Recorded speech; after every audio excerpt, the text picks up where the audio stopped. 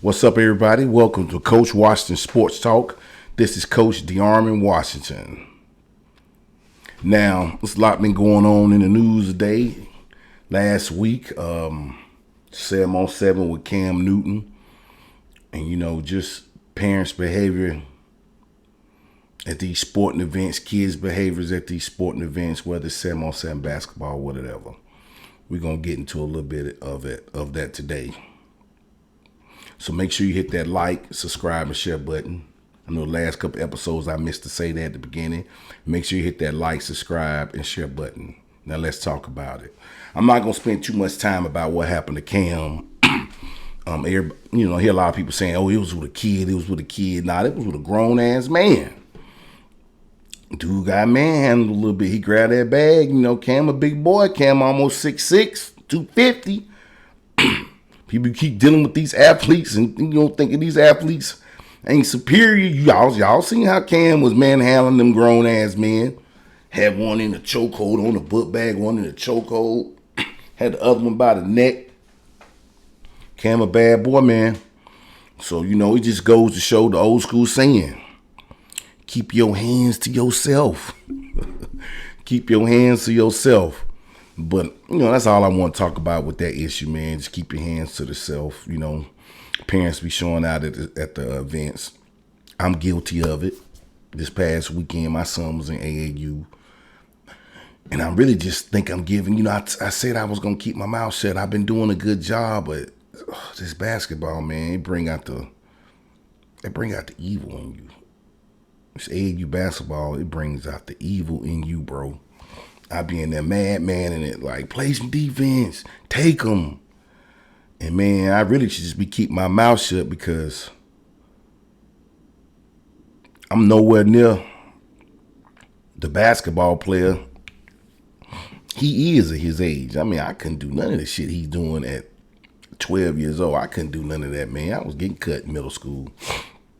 I was getting cut. I should keep my mouth shut because he is a far superior athlete to me as far as, basketball. He a far superior athlete to me in that sport. So I just keep my mouth shut. But, you should see the potential in your kids. And then sometimes it could just take over you. You go parent mad. Get parent mad and become into the parent Hulk out there. I'm scared to play defense. Then he talking back to me. And I'm taking him out of his game. You know what I'm saying? He more worried about me, what I'm saying, than what's actually going on in the game. And then I'm talking to another kid like, let's go play defense. He think I'm talking to him. So he just get all emotional. So as a dad, I got to shut my ass up, take my own advice on my own podcast, my own advice period, and just sit on that sideline, don't say nothing, man. That is the best way to handle it. And it's hard sometimes, but just sit on that sideline and don't say nothing, man. That's going to be my focal point, my goal, getting through this AAU season, just sitting on that sideline, don't say nothing. Just be daddy. Don't be no coach. Don't be nothing. Just be dad. I think I'm going to just get me a pad and pen. Give me a pen and pad and just write it down like miss the layup.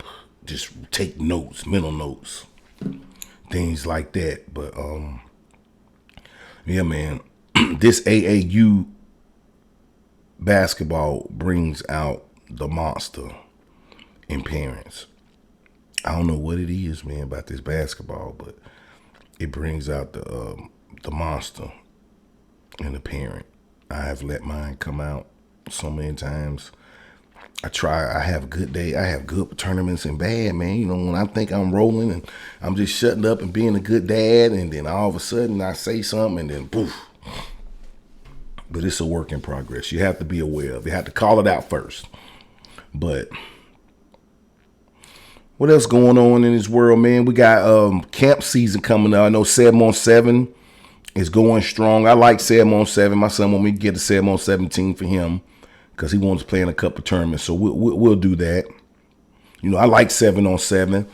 On the older boy level, 7-on-7 is good, but I think it's losing the mystique of what it used to be. It was hot when it first came out, but I like it on the young boy level, just teaching our kids how to just throw the ball, teaching our kids how to run routes, working with the kids on the defensive end on how to play coverages, how to call it the coverages, because I coach it.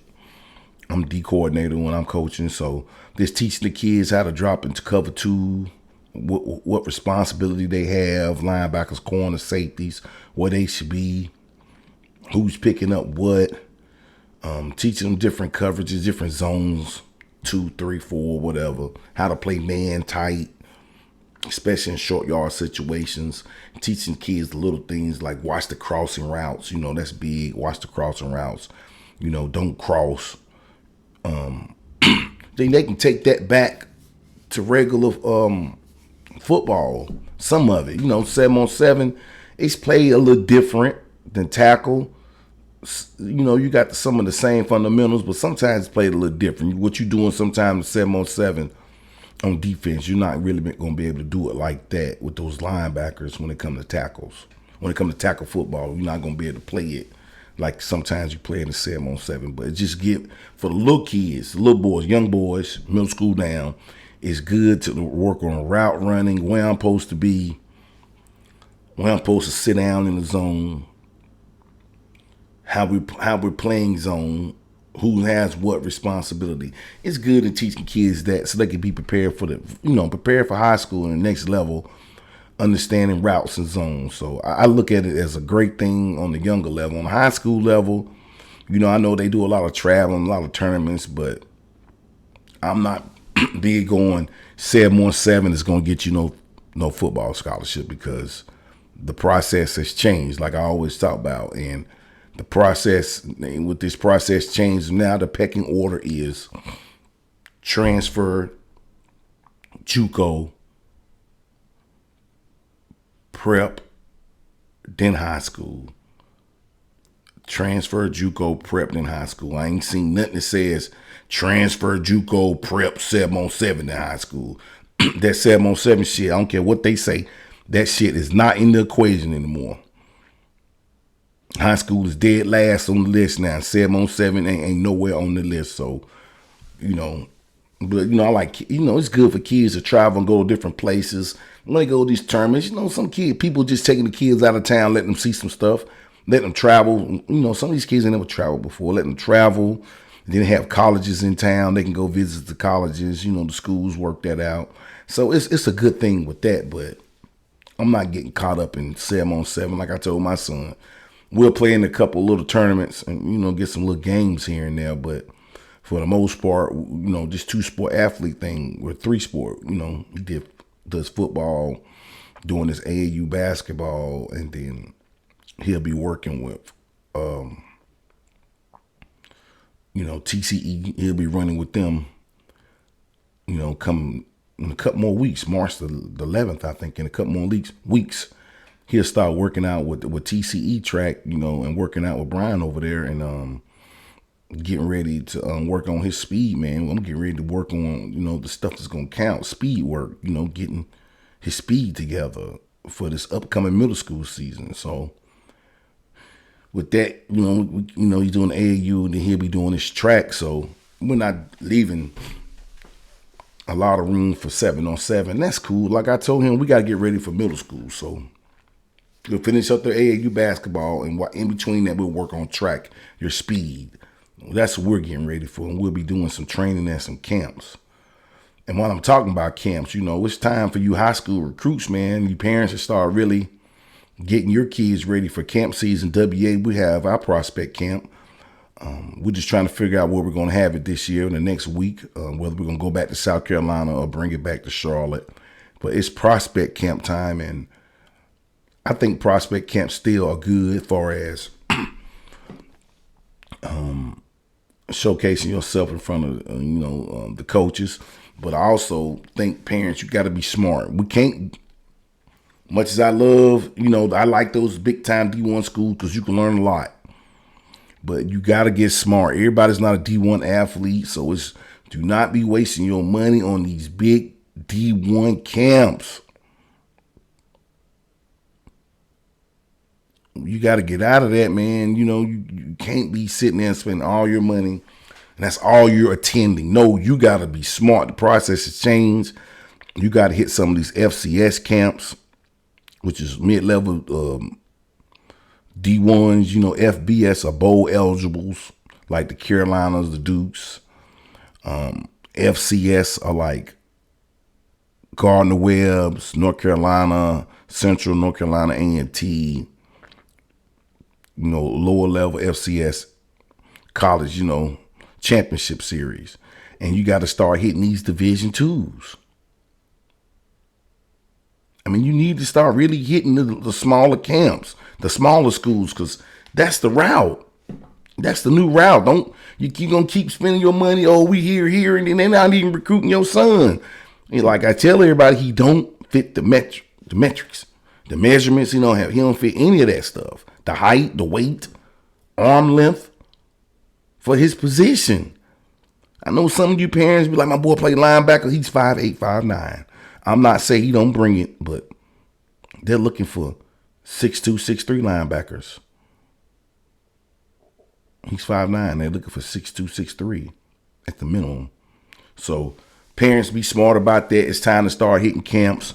Like I said earlier, we're gonna we sat down and we've talked about how we're gonna do our camp, and we made some changes of what we're gonna do, who we're bringing in, and we're focusing on certain schools this year for our kids. Just being realistic with our kids on who we're on the route they need to take to get to school. We're really focusing on that, and having those type schools there at the campus. No point in trying to sell you a dream, an impossible dream. We're going to sell you the reality.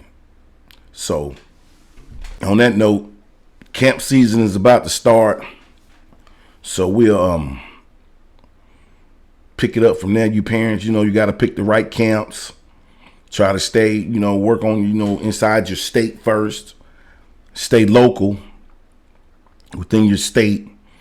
I think that's smart. And then, touch the states that are around you. But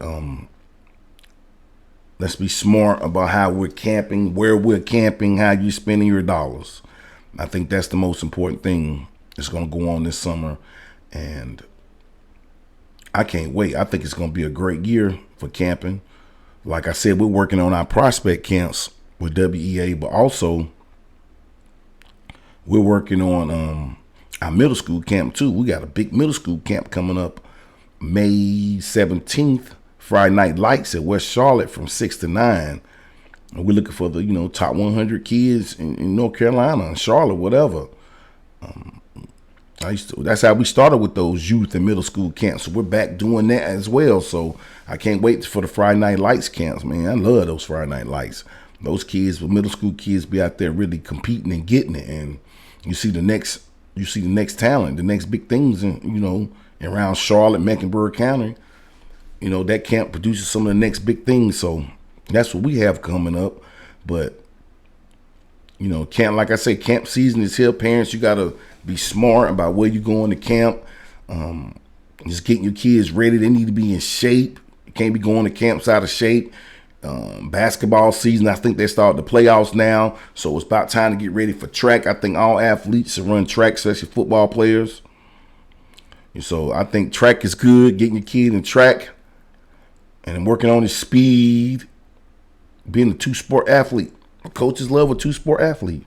They do. You hear them talk about it all the time. So track is coming up. Get your football player in track, get him start working out, get him in shape, because camp season is around the corner. It's gonna be big, man. You gotta put yourself in.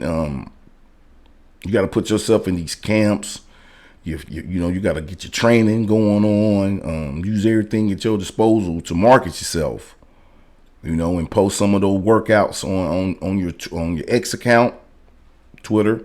Post some of that stuff on your account, your progress, as far as in the weight room, your progress, how your body is transforming, your progress. Put your track stuff on there. Everyone is not running track to be the fastest. Some of you kids are running to show improvement with your speed, to show improvement. Like, hey, I'm getting fast. I'm working on my technique. Post your stuff on X, Twitter, so the coaches can see your progress. That's what they're looking for. How you progressing? Oh, he's running track now. Oh, he's getting a little faster. He got a couple meets on here. He's getting a little faster.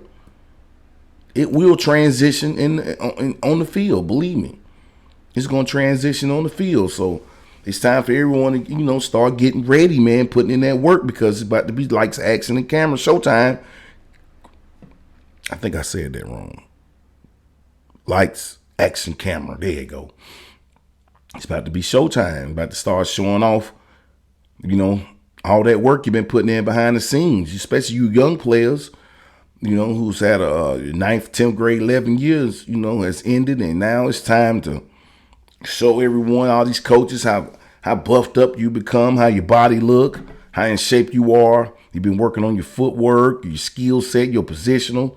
You've been working on all that stuff behind the scenes. Now it's about to be show me time, show off time.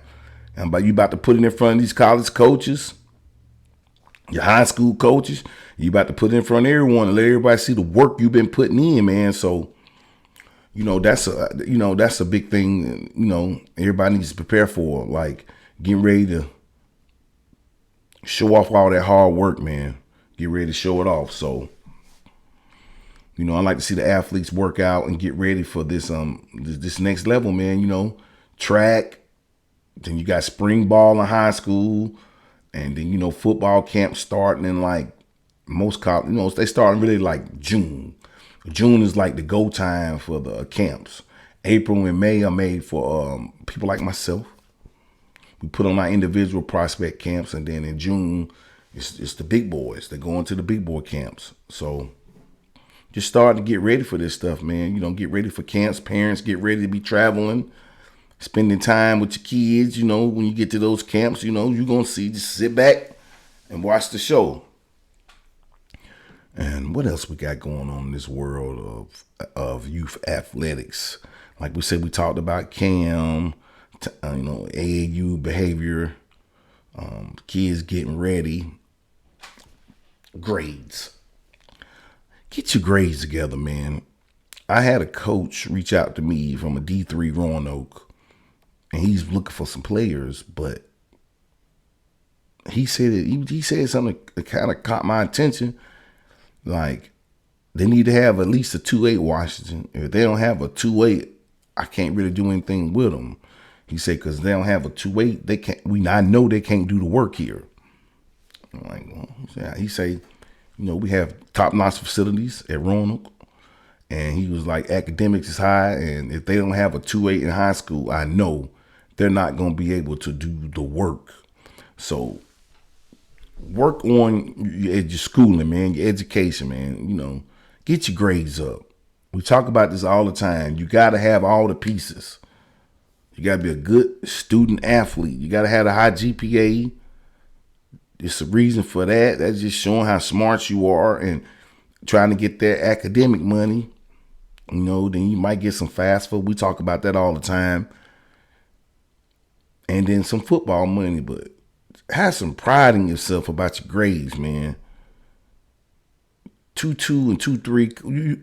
Come on, y'all better than that. Have some pride about your work ethic in school, man. You need at least a 2. He said at least 2.8.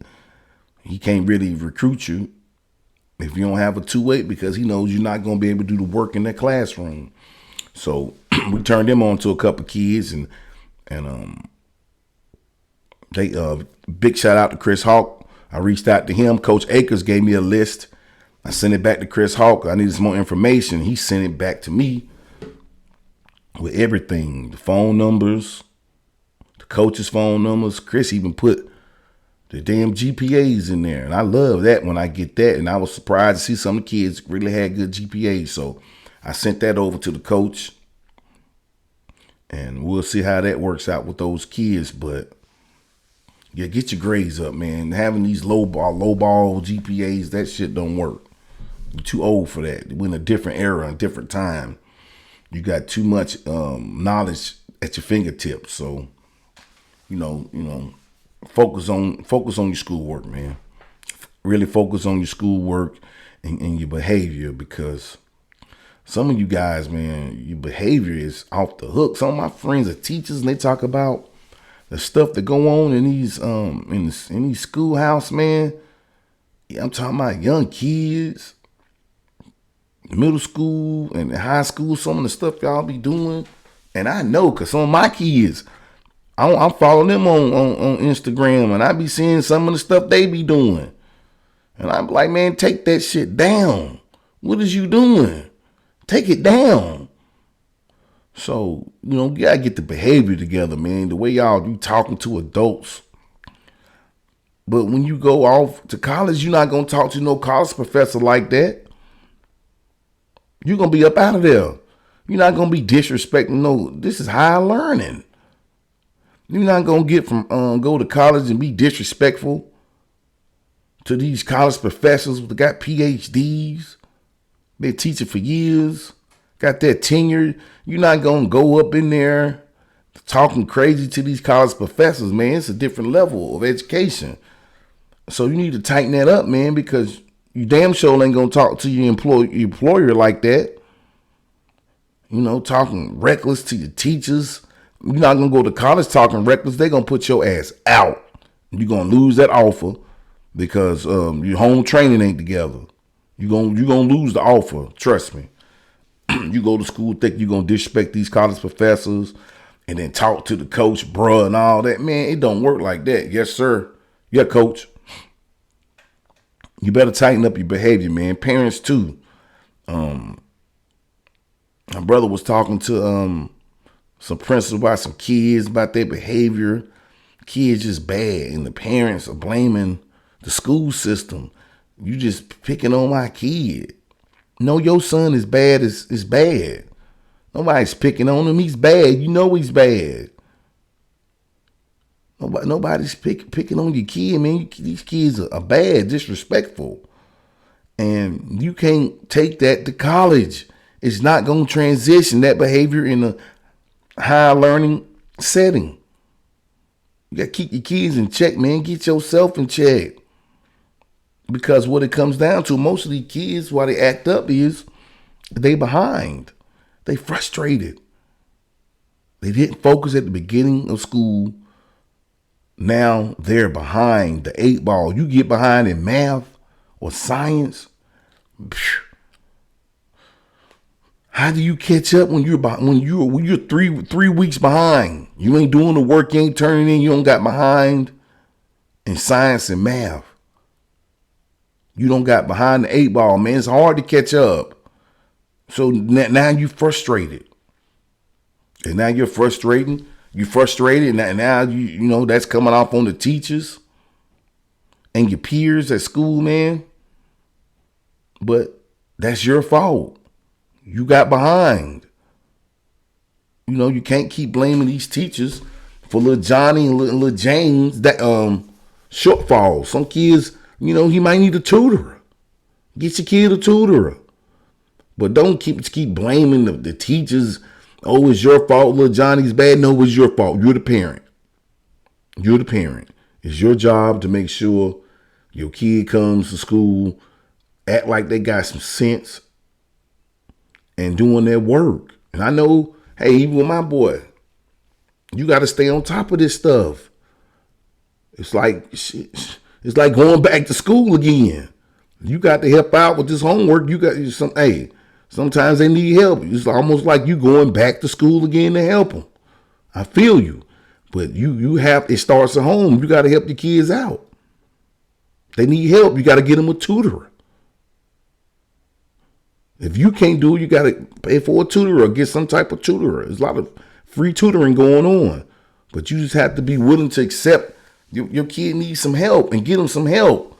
Because this bad behavior, man, this shit's translating from school to the field. Ain't nobody going to recruit your son when they start really talk about getting to giving him $50,000, $60,000, $100,000 to go to a school for the 4 years, and they start looking into his grades are mediocre, then hell, his behavior is even worse. Who's gonna put up with him? That's going to lead to his employee who going to put up with him because you raising all this hell at these teachers, but you don't raise hell at your job. When your boss tell you to do something, you go take your ass and do it.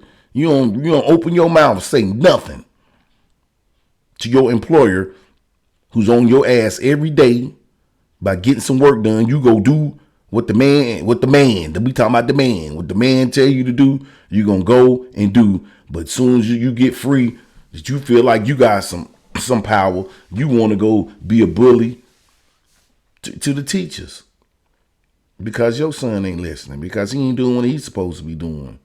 We're not going to do that. So we got to clean that up in the schoolhouse with the parents interacting with the teachers, man, the kids too, because you setting them up for failure. He's learning bad habits, and then he's going to go into high school with those bad habits, and it's not going to work out good for him. It's not going to mesh, as they say. So parents, you got to do a better job with that, just keeping up with your kids and being better role models to some of these kids, man. Some of these kids are bad. Well, I hear it all the time. I see it too. My son get in the truck every day talking about it was a fight. Got this one little guy at his school. That's all he want to do is fight girls. Big boys. All he want to do is fight girls. I seen it at his elementary one year. He tried to fight a little girl. I intervened. I wasn't going to let that happen. I told the little girl, get your mama. I told him, go get your mama. I want to talk to her. Because I wasn't going to have him jumping on the little girl, but he was talking reckless to the little girls. And like he wanted to fight him. But he never did go get his mama, though. I was going to stand on some business with that. But same little boy, go to middle school, my son, and doing the same thing, man. That's all he want to do is fight girls. So I know he has some type of problem, some type of mama issues or something. That's all he wants to do. My son say he got into it again, daddy, with another little girl. Just hauled off and hit her. So, it ain't the teachers, bro. It's the parents. Stop covering up for your kids, these bad habits they have. They're bad. They're bad because you help them get bad. You ain't set no rules and boundaries with your kids. And they're bad. And it's translating in their behavior at school, out of school, they fighting in school, how they treating their peers, how they talk to adults. They talking to adults like they grown. Then how that's gonna translate to when you're dealing with the coaches? No, nobody's gonna put up with all that.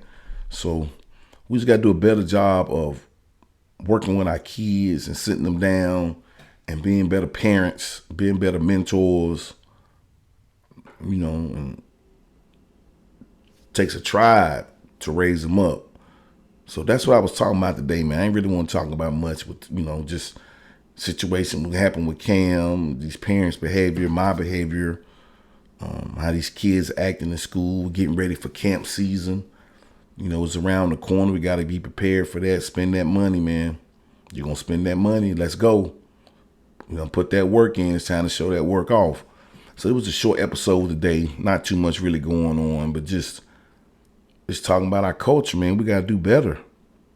Better as parents, better as role models, better as coaches, trying to reach these youth. But at some point, I've realized this as a coach.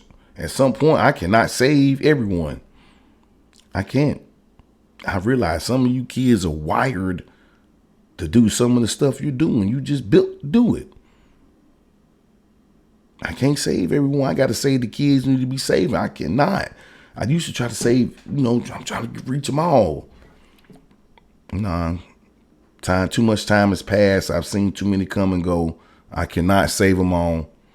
I used to feel bad. I don't now. I'm going to save the ones I can, touch the ones I can, and try to talk to them best as possible and lead and guide them. But I already see some are going down the path.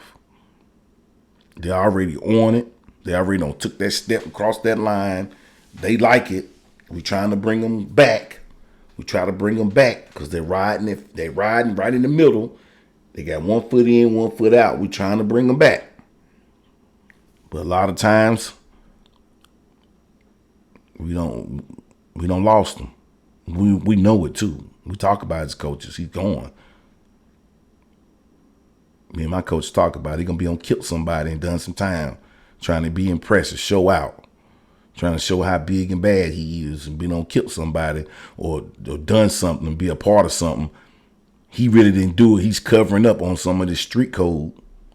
And he's gonna do 18, 20 years on some code. On some code, no snitch code. He ain't even commit the crime, but he's so caught up, he gonna do 18, 20 years, something he ain't do. We talk about it all the time, man. We see it. I can't save all the babies, but I see some I'm not gonna be able to say. I just coach them, try to be a friend to them. I see it. I see what's getting ready to happen to them. Because I've coached so many kids, man. You see it.